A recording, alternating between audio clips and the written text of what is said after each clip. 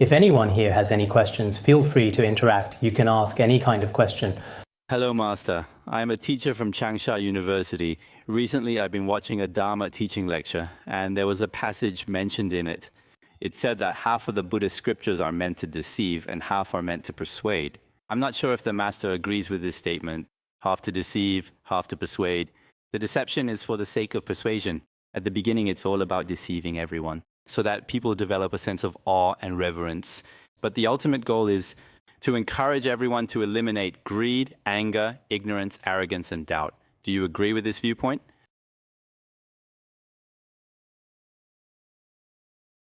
I think the idea that half of the language in Buddhism is deceptive, I definitely, absolutely cannot accept that, because I have personally studied and researched Buddhism for so many years, but I have never, not even for a moment, thought that there is any deception in Buddhism.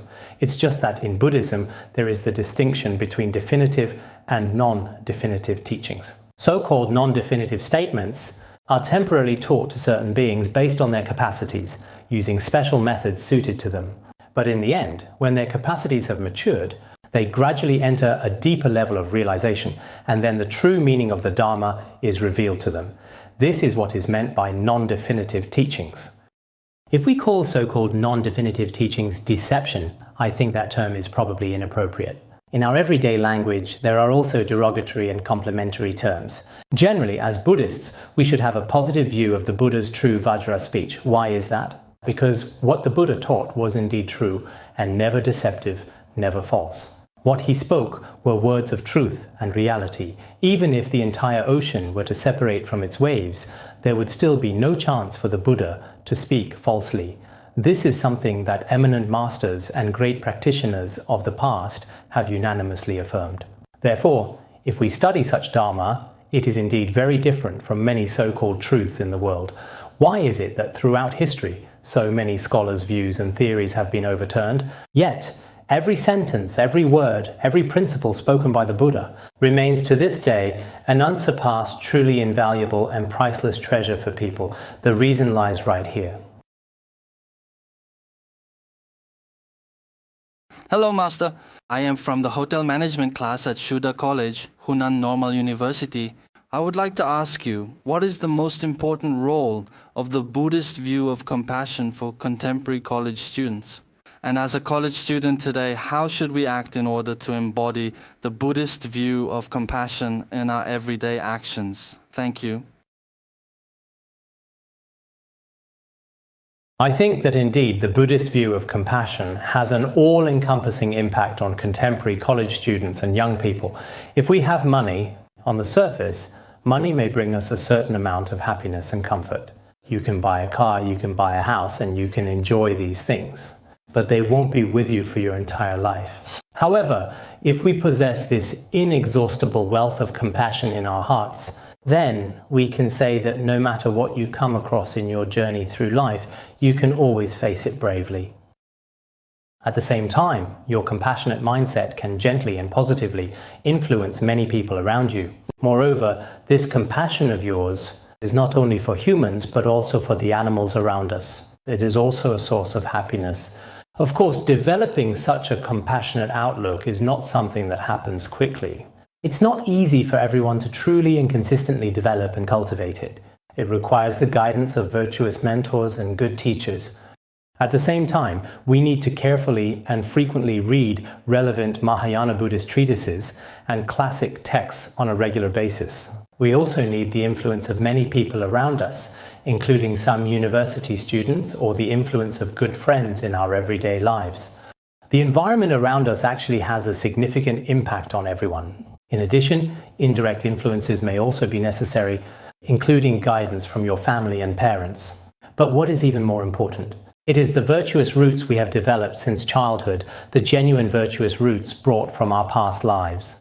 For those without virtuous roots, no matter how much you talk to them today about the Buddhist ideals of great compassion, they won't feel anything at all. If you had some understanding or recognition of Mahayana Buddhism in your past life, then in this life, with just a little bit of guidance, you will immediately feel a kind of revival or awakening. After that, your virtuous roots will continue to grow stronger and stronger. Such causes and conditions are not easy to come by. Everyone's foundation and karmic conditions are not necessarily the same. But for some people, even a short lecture or just a few words they read can immediately bring about a great change in their entire life and destiny. This is why, in Buddhism, we often talk about merit and blessings for every sentient being. Those with merit often have connections with Buddhism. Those without merit often encounter negative influences or obstacles. The transformation of each person's karmic conditions also depends on a particularly subtle arising of causes and conditions. Therefore, I especially hope that if we want to transform humanity's true happiness in life, I believe it does not depend on material things. Nowadays, people do advocate for what is called a low-carbon lifestyle. For us Buddhists, the so-called low carbon means low greed, and we use this to explain it. If your greed becomes less and less, you will have no desires. When you have no desires, you go with the flow in everything and are content with whatever you receive. If you have a sense of contentment no matter where you live, even if you live outdoors or eat simple plain food, you will still feel completely satisfied. If people do not understand the true value and meaning of life, they will keep running forward desperately, and in the end, after a lifetime of running, when they die, they may pass away with deep regret and sighs. This can happen.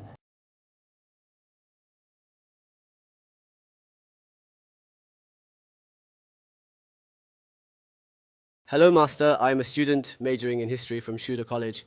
I would like to ask, what is Buddhism's perspective or view on the topics of life and death? And another question, as a speck of dust in the universe, how should we face our own life and death? Thank you. Buddhism's perspective on life and death is completely different from that of ordinary people in the world. They are entirely different. As for what we call life among ordinary people, what is life like? It's like grass suddenly sprouting on the earth, appearing out of nowhere. When you die, it's like dust being blown away by the wind. If your body is gone, then it's simply gone. This is how many people think nowadays. Perhaps some of you sitting here today personally believe that when a person dies, that's it, there's nothing after that. But actually, that's not the case. It's just that we don't understand it. In reality, when it comes to life, since beginningless time, there have been countless cycles of birth and death continuously revolving here. It's just that we don't remember them. And when you die, your life actually continues on and on. So why does Buddhism say that we should do good deeds in this life? If we don't do good deeds, and we constantly go all out to harm other sentient beings and commit bad karma, maybe in this very life, the consequences of these actions won't immediately appear to you. But in the future, they will definitely ripen and manifest in your own life. You will inevitably reap what you sow. This is certain. So how should we Buddhists view the issue of life and death? We should always strive to practice virtuous deeds as much as possible, and always do our best to eliminate unwholesome actions. Do all good deeds, commit no harmful or evil acts. This is a fundamental principle in Buddhist conduct. In this way, in our future lives, no matter where you are reborn, you will experience happiness. Some of you may feel that this is impossible, since our teachers never taught us this when we were young, nor did our parents. In fact, there are some truths that even teachers may not understand or may not fully grasp. Some truths even our parents may not fully comprehend. Actually, some teachers and some parents have themselves grown up in such an environment, and they themselves also hold these same views. There are countless examples of this throughout human history. So, if we place too much faith in our teachers, to some extent it's indeed true that teachers have guided us on many paths of knowledge, but in certain areas, such as the fundamental questions of life and death that humans inherently face, we have already neglected and covered up these facts. Throughout human history, countless people have failed to realize this, and that is also a kind of tragedy. So how should we view this? Actually, for all you young people, I have only one wish, and what is that? I sincerely hope that each of you can truly understand the continuity of life and truly understand the principle that good is rewarded with good and evil with evil. This kind of truth is explained especially clearly in Buddhism. I'm not trying to draw you in just because I'm a Buddhist. That's not my goal. Everyone has their own destiny. But no one should think, just because I'm a college student or a university professor, that I have boundless prospects or all sorts of privileges. If you use arrogance to cover up the truth, that's a sign of human ignorance. Therefore, I especially hope that whenever you have time, you often study what Mahayana Buddhism really says about the great issues of life and death. Master Yingguang, as well as some masters in Tibetan Buddhism, have said, life and death are the great matter. Life and death are the most important matters in a person's life. Many of us think that entrusting your whole life to a partner is a big deal. But actually, this may not be the most important thing in your life. Even if you live together, at most it's 10 or 20 years. And after that, basically, you both don't really feel anything for each other anymore. That's just how life is. But the happiness and suffering you experience life after life, that truly is a major issue. So it's especially needed for everyone to pay attention to this matter. The questions you asked are quite good. It seemed like you weren't listening to the lecture very well just now. When it comes to listening to lectures, I've been to many schools and honestly it hasn't felt great. It's like you all fell asleep, so I couldn't keep talking. Maybe this was my shortest talk ever, but when it comes to questions, everyone is still very enthusiastic. Go ahead, keep asking. It's fine, even if your questions are sharp. Hello, Master. I am an employee from Zhaojia Group.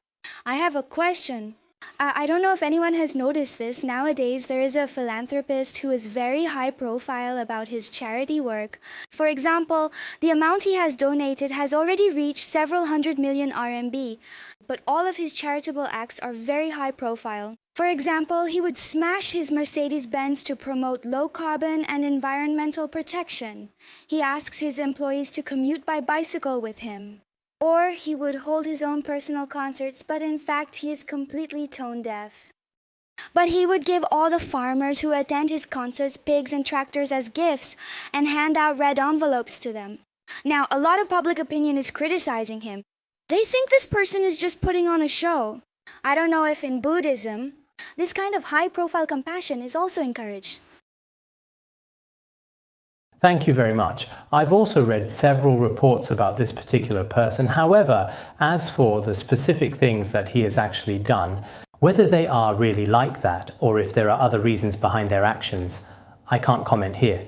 However, overall, if what he does is genuinely meaningful and significant to other living beings, then doing some high-profile things is also the case, just like Bill Gates and Warren Buffett. Sometimes when they hold charity dinners, those are also quite high profile. They also talk about their ideas on charity in public settings. But if some of his charitable acts don't truly touch people's hearts and have many flaws behind them, people may gradually discover that actually charity nowadays is... Some time ago, Jet Li also started the One Foundation charity. When he was in the United States, he said that Chinese charity, it will need at least 30 more years, if not even longer, to reach the standards that maintained by the United States. That is indeed the case. Right now, we do not even have any real charity legislation in place. So, when it comes to how philanthropists should properly carry out charitable activities, there is still a need for more regulation, and this is, in many cases, a very common phenomenon. As for what exactly he has accomplished, personally, I'm not particularly clear about it either. But if it truly benefits many people around him, then being a bit high profile is also fine. Some people might sometimes not have the courage to step forward themselves, even in challenging situations. As a Mahayana Buddhist, regardless of the attacks from others, as long as it benefits others, he will do it. But some people might look for others' weaknesses, and then use a variety of different means and methods to start amassing and accumulating wealth, gradually making money, and so on. There are such cases too. For these matters, we should open the eyes of wisdom and thoughtfully, with careful attention, carefully discern and choose. Hello, Master. I am from the School of Economics and Management at Shuda College, majoring in natural environment and urban-rural planning management. All along, I have greatly admired the Buddhist concept of compassion and so on. But in recent years, when I visit some tourist attractions, I have noticed that religion is gradually becoming commercialized. So when I see certain scenes, I feel very angry and heartbroken. I even choose to stay away from them. I would like to ask you about your attitude toward the increasing commercialization of religion today and your outlook on the future development of Orthodox religion in this materialistic society. Thank you. All right, that's a very good question. But your question and my feelings share something in common. The thing we have in common is this. I also feel very sad When I see many religious venues becoming commercialized, it pains me deeply. I feel very sad. But what's different is that I don't feel angry about it. Nor am I angry at anyone in particular, because this is a manifestation of the collective karma of sentient beings, and also a kind of karmic result in Buddhism. But indeed, what you mentioned is a real issue. Especially in China, nowadays many temples charge admission fees. After buying a ticket to enter, there is basically no Buddhist teaching to be found. They just build some Buddha statues and treat it as a tourist attraction. It's pretty much like being inside a museum, like how there's a statue of Washington next to the White House in the United States. People often go there to pay their respects and take a look. In Buddhism, we also place statues of the Buddha, just like the statue of President Washington is placed there. It's merely a means of making money. This is something truly sad. I've also mentioned this in a few Buddhist temples. Actually, nowadays, temples really don't need to lack money, because the money for temples, all the temples that needed to be built have already been built. There's no need for more. And as for the monastics, they haven't really used it either. As for the government, it also shouldn't treat religious venues as a means of making money. Actually, this is because religious practitioners themselves, in some places, haven't truly had the opportunity to take ownership, haven't gotten it into their own hands. Meanwhile, some government officials who don't really understand religion just happen to take advantage of it. So when people frequently go to pay their respects, whose hands does the ticket money end up in? I think most of it ends up in the hands of the government. It's not used for gilding Buddha statues or making offerings to them. Perhaps not even a certain percentage goes toward that. So, speaking of the Han regions, this is a particularly disheartening situation. In our Tibetan regions, except for a very few large monasteries, this doesn't happen. Up to now, many monasteries are located in quiet places, and when people go there to pay their respects, there are also many Dharma teachers who will explain some Buddhist teachings to you. When you return, you still gain something from the experience. The things you didn't understand about Buddhist teachings before, you leave having unraveled those mysteries. But now, in many cities that have become touristy and commercialized, some business owners have even bought up entire mountains where monasteries are located. After buying them, the monks living there are basically, I've even heard that some of them aren't real monks at all. It's gotten to this point, which is truly frightening. So, as a Buddhist myself, I sincerely hope that Buddhist sites and tourist attractions should be kept separate. Tourist attractions should be managed by the relevant national tourism authorities, and it's fine for them to oversee those. But Buddhist sites should be open to everyone, and when people visit, it shouldn't just be about worshipping the Buddha statues. There should even be Dharma teachers in the temples to give teachings and lectures. Nowadays, there are so many people who want to study and understand Buddhism, including a great number of college students and young people. What's lacking is that there are very, very few people who actually teach and transmit the Dharma. Whether among monastics or lay people, if there are truly some individuals who can impart even the simplest Buddhist concepts like compassion or altruism and instill these ideas in others, then perhaps when someone visits a temple to pay respects, what they gain in their lifetime could be incredibly valuable. Hello, Master. I am a student from the fashion design class at Shuda College. Personally, I am a non-believer, so if any of my questions today are offensive, I hope you can forgive me. My question is, with the development of science, it has been proven that animal protein can make the human body stronger, and our human life begins from a fertilized egg. Buddhism holds that people should not kill living beings and also believes that human life is in a constant cycle of reincarnation. So I'd like to know, what do you think about the relationship between scientific development and Buddhist culture? How do they coexist with one another, and what similarities do they share in common? Thank you very much. First of all, I particularly appreciate questions from non-Buddhists, because Buddhists, after all, have faith. If you have faith, you can, of course, absolutely ask questions as well. Really feel free to do so. But when non-Buddhists ask questions, I personally think that it is actually more valuable and even more rewarding.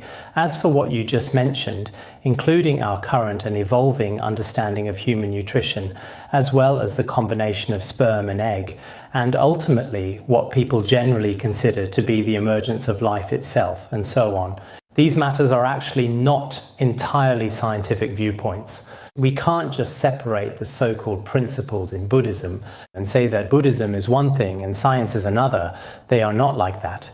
I believe that Buddhism is in fact a science. Science is divided into natural sciences, social sciences, and there is also what is called cognitive science. Nowadays, this is widely recognized by many scientists. So, in the field of cognitive science, scientists from the 19th, 18th, and even the 20th centuries actually did not conduct a great deal of research. It wasn't until the 21st century, or near the end of the 20th century, that Western scientists began to do more research in this area. This includes, for example, Harvard's life sciences today. Especially when it comes to the science of past and future lives and reincarnation, there have been even greater advances and breakthroughs compared to before. So under this kind of concept and viewpoint, the first point, as I just mentioned, is that although a very small number of people nowadays advocate that killing can nourish one's own body, this is extremely unscientific. If this were scientific, then many scientists today, including Einstein back in the day, in some of his writings on vegetarianism, he also firmly and strongly opposed relying on animal meat for one's own health and well-being. It should be said that it's impossible that they didn't understand science. Next, the second issue. Nowadays, what we call science is actually all just advertising. Things that are inherently unscientific are packaged up by people, and we end up thinking of them as science. In fact, what is most harmful to the human body are many of the so-called nutritional supplements nowadays. Why is it that in the West, including many nutritionists and medical experts in the United States, they never consume what we now call nutritional products? Because these nutritional products, more or less, all contain some chemicals that are especially harmful to the human body.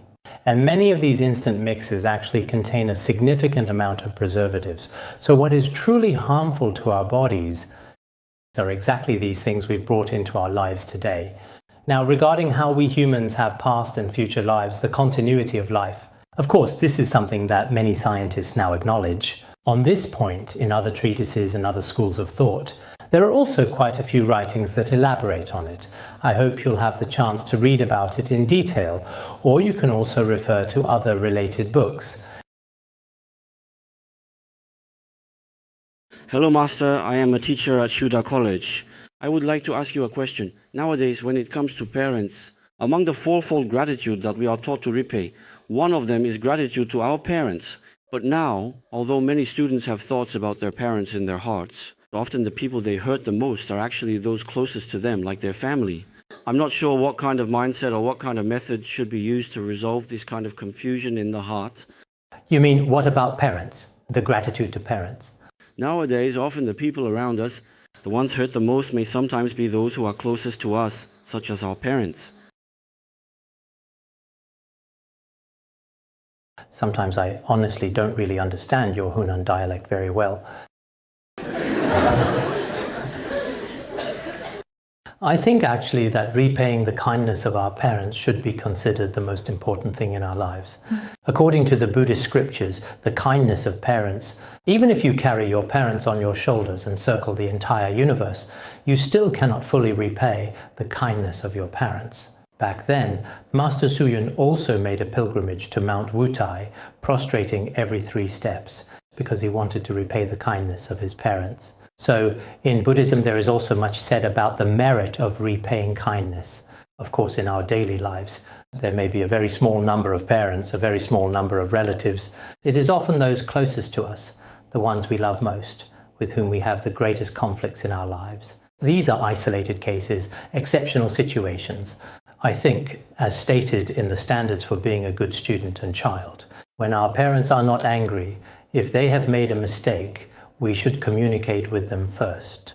If they are especially angry or very upset, at that time, we basically shouldn't say anything to them. After their mood has calmed down, we can slowly talk to them. Even if you really can't get your point across, as children, we should try our best to be accommodating to our parents. In Buddhism, we often talk about karmic connections from past lives. Sometimes, if the karmic ties from previous lives are not good, even between husband and wife, there can be constant arguments and quarrels. There can also often be various kinds of disharmony between parents and children. We should do our best to act according to the principles of Buddhism. on the one hand by repenting, and on the other by gradually understanding each other, it may help ease things a bit. Otherwise, whether it's towards our parents or our teachers, no matter how things appear on the surface, we must always treat them kindly and repay their kindness. We should approach them with a sense of gratitude. Hello, Master. I am from Shuda College, majoring in hotel management. In my spare time during summer vacation and after classes, I occasionally participate in some volunteer activities. I saw many children in need of help, and one day I had this question. If there are two children who both need our assistance at the same time, one with a high chance of recovery and the other with a very slim chance, but we only have enough funds to help one child, most people would choose the child with a better chance of recovery. But I believe that all lives are equal. If we choose the child with a higher chance of recovery, it seems very utilitarian. I'd like to ask, from the perspective of Buddhist compassion, what choice would you make and why? Thank you. This is indeed a very difficult dilemma. I've really encountered a similar situation myself. There was a time when they were sponsoring two patients, but one of them was said to be beyond saving, completely in the late stage of cancer.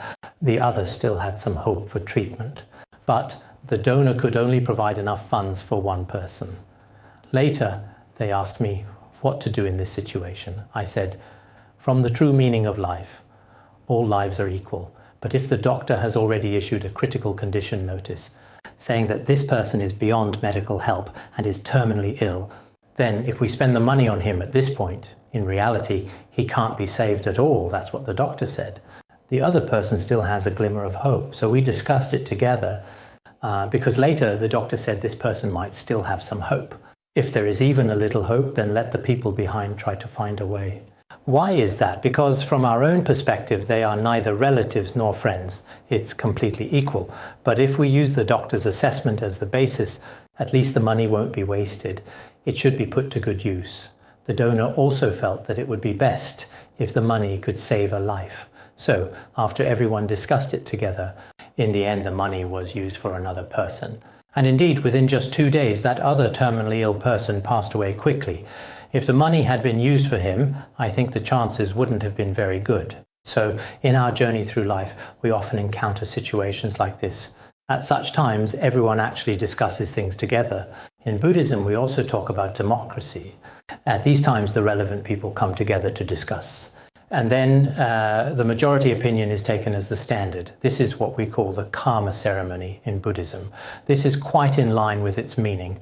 Otherwise, if I make the decision alone, I would also be afraid of being unable to bear the consequences of violating karma. So on these issues, Buddhism also especially agrees with this approach. Everyone should make decisions together through a democratic process, with the relevant people discussing and deciding. Hello, Khenpo. I am from the tourism management class at Shuda College. What I want to ask is, just now when you were discussing views on life and death, you mentioned that good deeds are rewarded and evil deeds are punished. I want to ask, when we do good deeds, is it because we are seeking a good reward? Does this reflect a kind of selfish mentality in human nature? Thank you. Just now you mentioned that in Buddhism, good deeds are rewarded and evil deeds are punished. A selfish longing and selfish desire can actually be understood in this way as well. In Buddhism, there are different levels of doing good deeds. The lowest level is seeking happiness for oneself. Good deeds bring good rewards, and one becomes happy. The intermediate level is to bring happiness to all sentient beings. The highest aspiration is to perform good deeds as if they were illusions or dreams. Ultimately, at the highest state, everything is emptiness. Emptiness that is free from the 4 extremes and the 8 elaborations. So the levels are completely different from each other. Moreover, some people may not even have the concept of seeking a good reward for themselves. They simply do good deeds by following others. Therefore, in Buddhism, there are actually many different levels. The idea of only seeking good rewards for good deeds is what we call the Shravakayana in Buddhism. The Shravakayana has its own methods of practice where one can seek for oneself, such as, today I make offerings to the Buddha, today I do good deeds so that I may obtain some happiness. If my state is a bit higher, then all the good deeds I do today are dedicated to all sentient beings throughout the world, boundless as they are. If my level is even higher, then today both the good deeds I perform and the doer of the good deeds are all without reference or attachment. This is called the three wheels are all empty. So of course there are many different levels within Buddhism. Hello, Master. I am a student majoring in English at Shuda College, Hunan Normal University. Because my mother is also a Buddhist, she set up a small Buddha hall at home. No matter how busy she is, she always takes time every day to sit in the Buddha hall for a while. She says it allows her to find a brief moment of peace. It seems that in Buddhism, there is also the idea of practicing meditation in stillness. There are some disciples or masters who will go to quiet places to go into retreat and practice cultivation. I would like to ask, why do they practice meditation in stillness? For us college students, people often say that those born after the 90s are restless and can't calm down. I want to ask, for people like us, how can we achieve inner calm? Thank you. You're right. People born after the 90s are even more restless. That's true. Now, it's not just society. Even some university professors I've met also feel that society is becoming more and more restless these days. On the surface, it seems that nowadays, before 1980, no one had a mobile phone, but now everyone has one in their hand. Many people even drive their own private cars. It all seems very comfortable and convenient. But people's worries and suffering are increasing. This is also due to the imbalance between material life and the mind. It's an inevitable result of this law of imbalance. Generally, as Buddhists, we have meditation practices, a kind of retreat in stillness. But for college students, nowadays, even places like Harvard University in the US, Cambridge University and University of London in the UK, and so on, all have their own meditation centers. And through this kind of meditation, your mind gradually becomes calmer and calmer. Some people practice loving-kindness meditation for 10 or 20 minutes at a time. When you practice loving-kindness, it actually becomes quite easy. At first you might wonder, why should I feel compassion for everyone? You can start with compassion for humanity and then gradually extend it to all living beings. Eventually, over time, your heart will become more gentle, or you can practice a meditation on emptiness, which is a contemplative practice where you are not attached to anything. In doing so, you can realize that all phenomena are empty in their true nature. You settle your mind in this state. Once you are settled, all your afflictions will instantly disappear. Gradually, your mind will become less restless. You won't feel so empty or so lost anymore. That's why I often talk to college students about the benefits of meditation. In fact, if you practice some meditation, your ability to face society in the future should be quite strong. Nowadays, some people are especially fragile psychologically because in college, aside from all sorts of miscellaneous knowledge, many people don't study properly and often pick up bad habits. So when you enter society and face certain situations, your mind becomes especially fragile.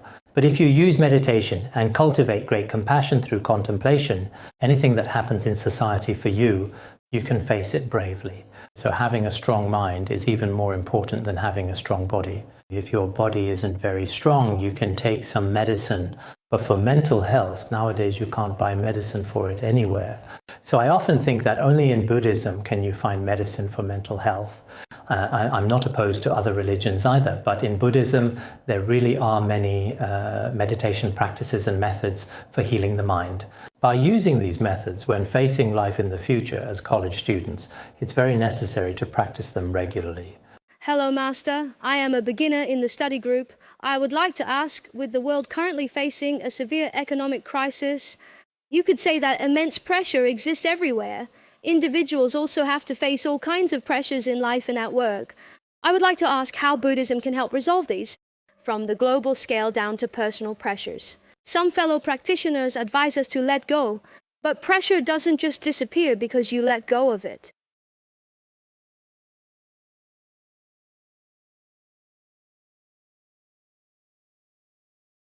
Thank you. I've just finished telling the story about immense pressure. Indeed, right now, whether it's the global financial crisis, the most important thing is that the current crisis of morality is even more severe. At this time, we can't advocate for completely letting go. This is quite difficult. But I think when we understand Buddhism, after understanding Buddhism, we find that it teaches contentment and reducing desires. We should go with the flow in life and not let our greed and desires expand too much. If our expectations are especially high, if we set our life goals too high, when you don't reach that standard, it becomes especially painful. When you graduate from university, you feel you must buy several houses and several cars. If you set your standards too high and can never reach them, then you'll spend your whole life as a slave to your house, a slave to your car, a slave in general. By the time you die, you might not have even finished paying off your debts. This does happen. So in Buddhism, one of the best approaches is to reduce our greed and lower our desires. Also, to cultivate contentment and fewer desires as much as possible, and to be more understanding toward others. Don't start blaming the world and others the moment you feel even a little unhappy. Complaining about society, about your parents, about the people around you.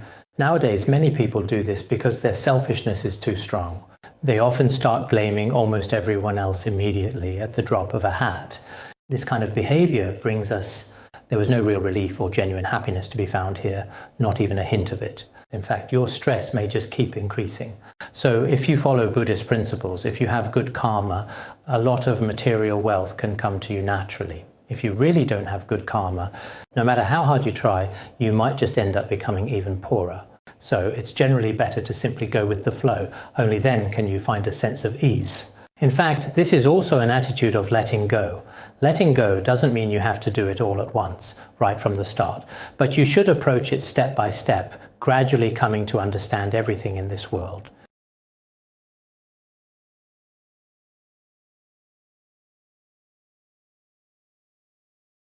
Khenpo, hello. Listening to your teachings has been very enlightening for us.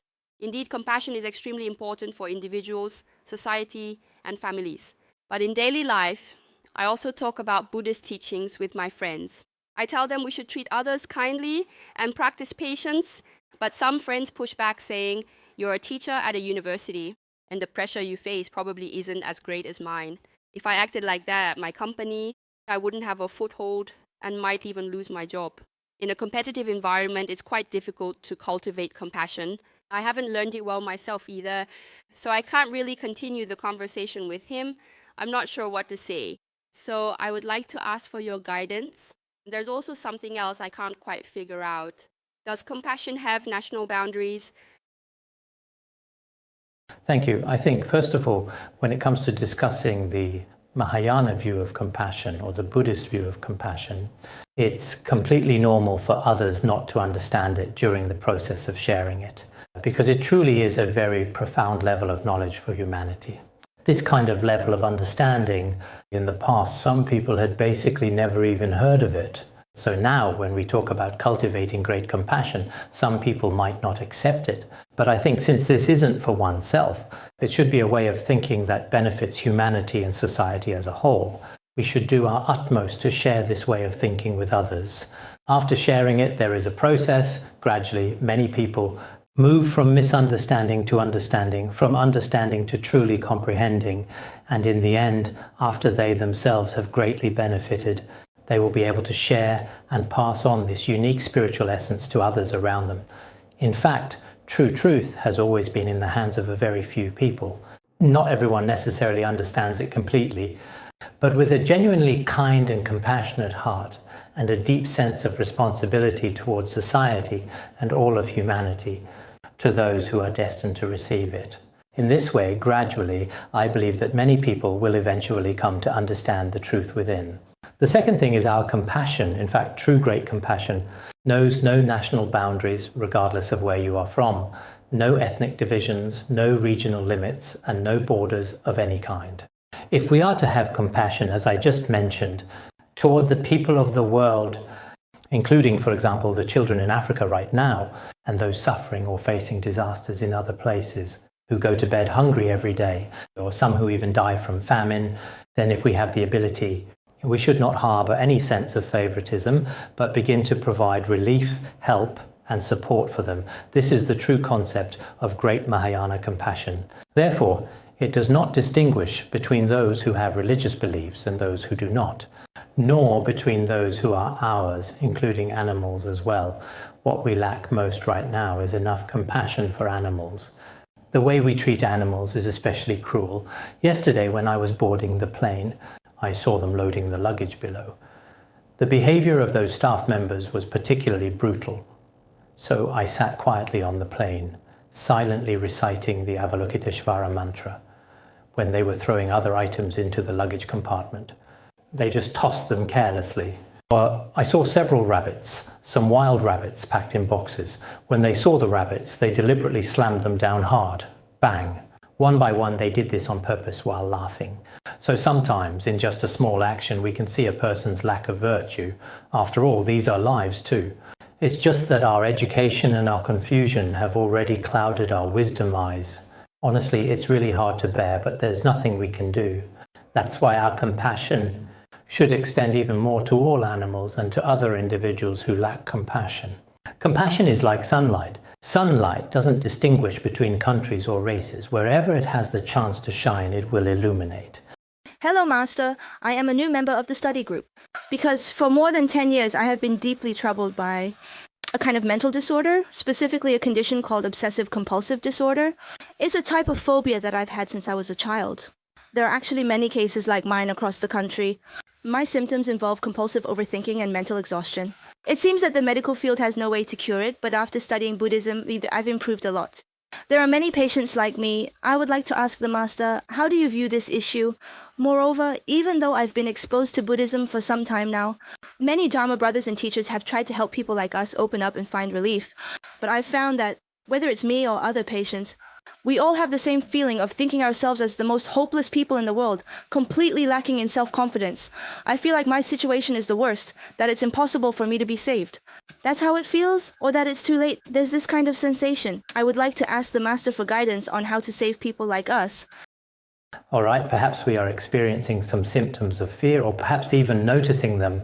Actually, according to the commentary on the Abhidharmakosha, if, during one's lifetime, one deliberately throws away small living beings, causing them to die in a state of fear, then this karmic cause leads to, in this very life, frequently experiencing such suffering in one's heart. The only solution for this, we often recite the names of the 7 medicine Buddhas. The names of the 7 medicine Buddhas and the Medicine Buddha Sutra can dispel such suffering and illness. Perhaps in our society, there are still many people suffering like this. At the same time, if one has a higher level of realization, one should accept the feelings of other sentient beings and take on their suffering with one's own body. One should dedicate one's own happiness to them and frequently take on the suffering of countless sentient beings on their behalf. In this way, your own suffering will also be alleviated, and gradually you will recover as well.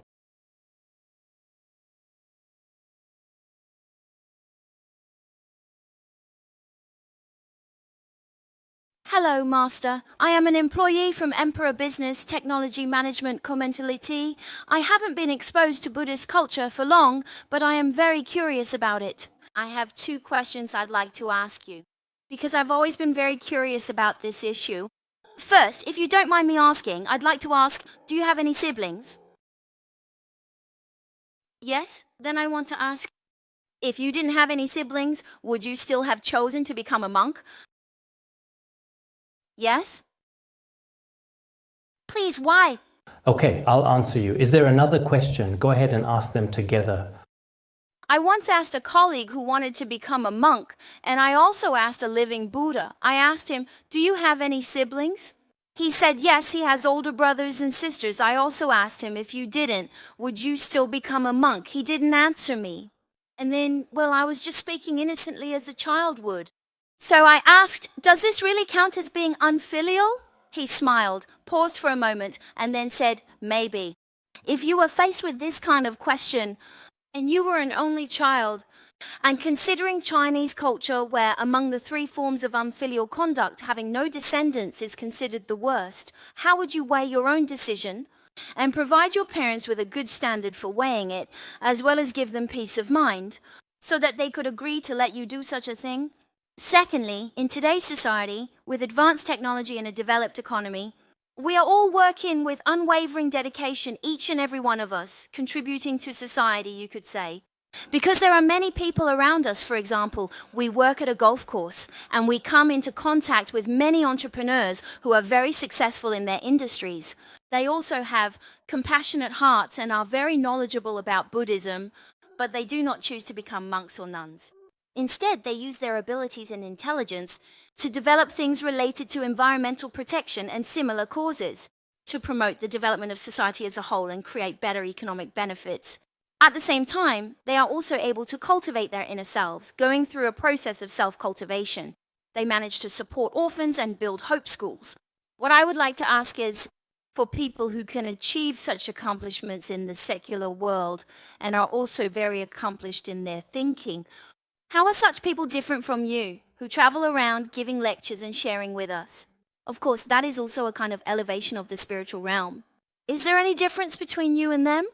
Because sometimes television and media also broadcast things like monks driving BMWs, holding an iPhone or a Nokia in their hands. This is considered very normal. So I want to ask, where do these things come from? Thank you so much.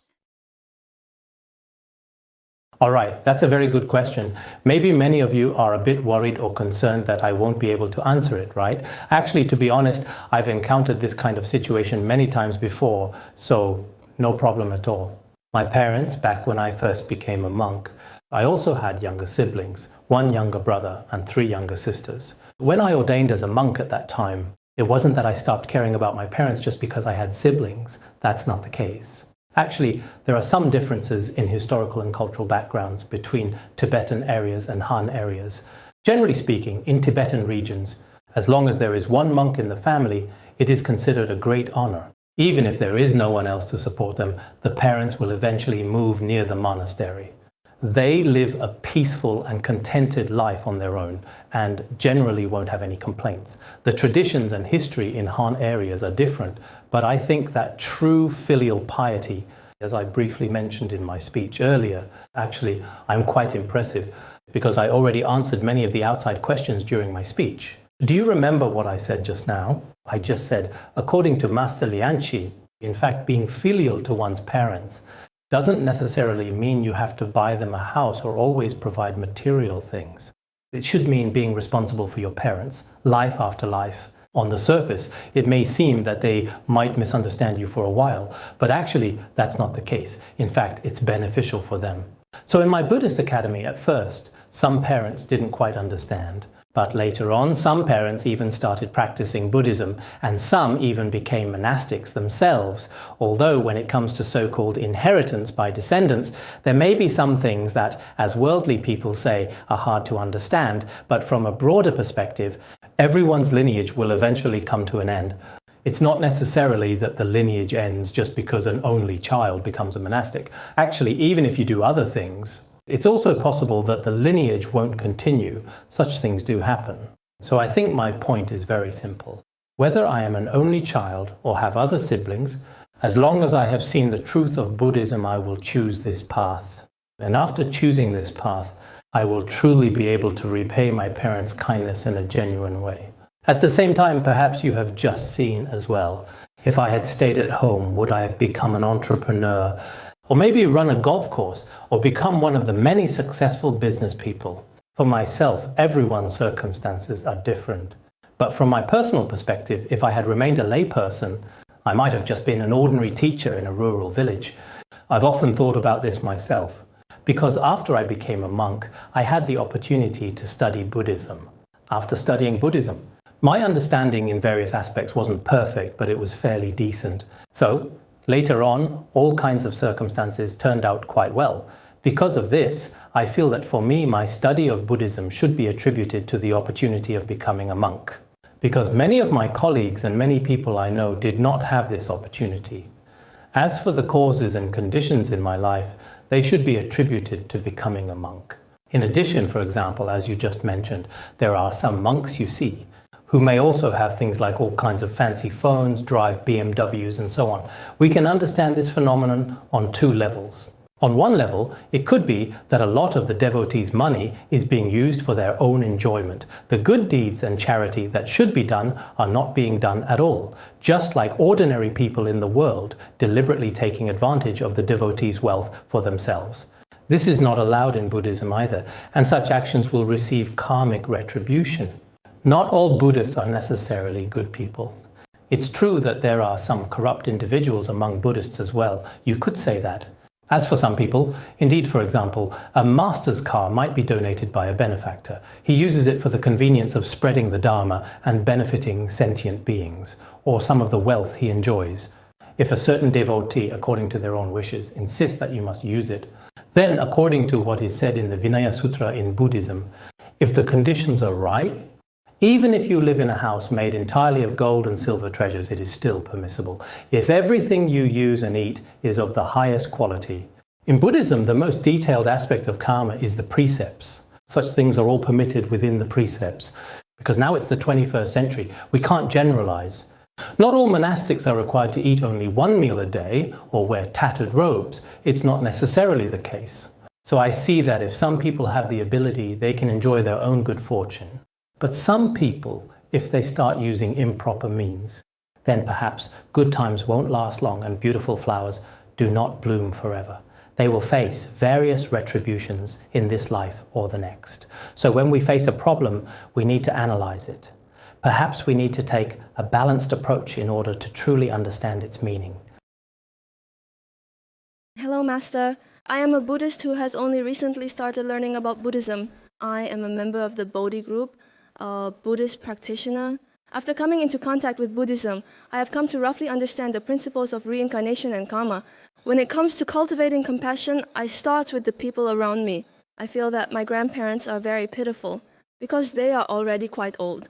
But from my conversations with them, I've found that they are actually afraid of death. As they grow older, they fear death, but they have no faith. Every day they spend their time just waiting for death to come. But I feel that those elderly people among the Tibetans have strong faith and are happy every day. I would like to ask the Master about elderly people in Han regions learning Buddhism. How can we help them overcome their fear of death? How can we help them? All right, this student is absolutely right. In fact, I often feel the same way.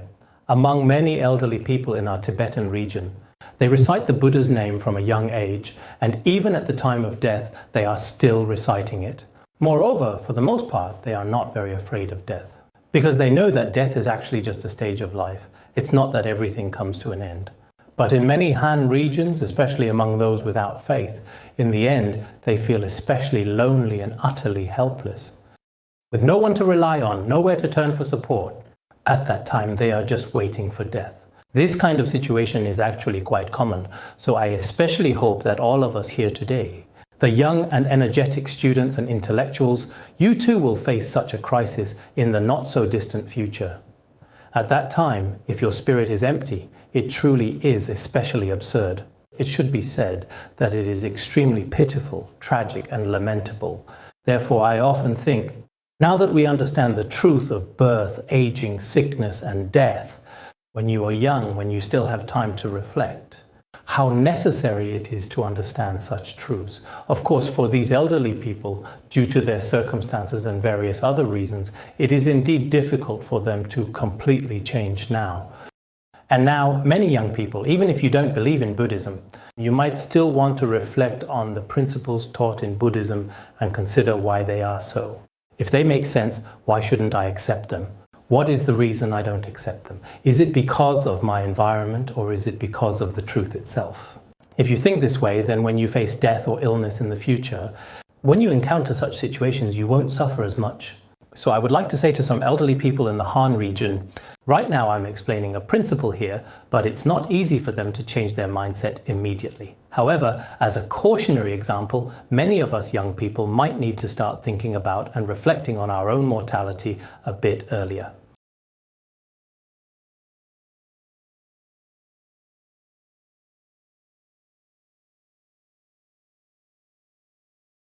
For the liberation of all sentient beings, I respectfully prostrate and take refuge with all beings of the 6 realms. There are 2 requests. First, we humbly request the Guru to compassionately and kindly accept us as disciples of the 3 jewels. The second request is, if you encounter someone who has no understanding of Buddhism at all, but they have developed an interest in the Dharma or a bit of curiosity about Buddhism, then how should we talk to them, or what kind of books should we recommend for them to read? All right, your aspiration and intention are very good. In fact, whether we are Buddhists or non-Buddhists, everyone shares the same goal in mind. All human beings naturally want to reach a state that is truly perfect and joyful. I can't claim that coming here today, I am untouched by the 8 worldly concerns or completely free from any defilement. But my ultimate goal is many young people nowadays lack education in terms of values and are feeling very empty inside. Although there isn't much I can do as a monastic, as someone studying Mahayana Buddhism, I always do my best to inspire everyone, hoping to encourage a sense of compassion in others. We should each strive to seek out our own true path in life. At every moment, within the scope of your abilities, you should make an effort to promote any truth of the world that you discover. Today, I am not speaking from the standpoint of a Buddhist, nor from the standpoint of a non-Buddhist. Instead, I am speaking as someone who acknowledges the truth, who searches for the truth, and who spreads the truth. From this perspective, I sincerely hope that every student who is present here today, many of you are just at the very beginning of your lives. If you take the wrong path at the start of life, then both this life and the next will be filled with suffering. But if at the beginning you have already found a direction, then even if you do not achieve great wealth or status in society, your heart will still be at peace. Your conscience will be able to face society as a whole without guilt, including your teachers and parents, to whom you owe so much. So I especially hope that each and every one of you in the journey of your lives ahead will do your utmost to help all sentient beings. Our meeting today is in fact a chance encounter brought about by causes and conditions. It is also a connection that was truly meant to be. Some of us may perhaps meet again in the future, while others may not. But that is not what matters most. What is most important is that in the course of your lives, perhaps you should remember that people go through birth, aging, sickness, and death, and be prepared for these stages in advance. People need great compassion and loving kindness. This kind of compassion and loving kindness is indispensable, no matter what role you play in life. The value it brings to you far surpasses money and far surpasses all the pleasures of life. So I hope everyone will reflect deeply on its meaning again and again. Thank you. We are deeply grateful to Khenpo Sodargye Rinpoche for his wonderful teachings and compassionate answers. 2 hours have passed by so quickly. I believe that everyone present has gained something to varying degrees. Let us once again express our sincere gratitude to Khenpo Rinpoche with a warm round of applause.